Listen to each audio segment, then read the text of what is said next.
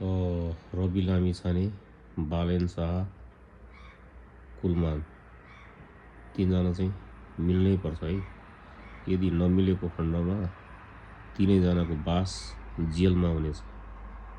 पुराना दलहरूले संसद केही गरी फर्काए भने हुने प्रधानमन्त्री हुने त्यही दुई दलका चाहिँ मेन नेताहरू नै हुन्।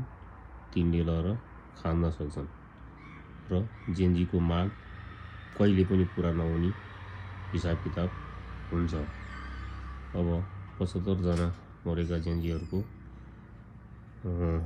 कुनै काम हुँदैन, त्यत्तिकै अनाहकमा उनीहरूको ज्यान जान्छ। त्यसै कारणले अहिले नै तत्काल नै सुशीला कार्कीलाई हटाएर बालेन शाह अथवा कुलमान अथवा रवि तीनजना मध्ये एकजना प्रधानमन्त्री बनेर देशलाई सम्हाल्नु चाहिँ पर्यो र चुनाव राम्रोसँग गराउनु पर्यो।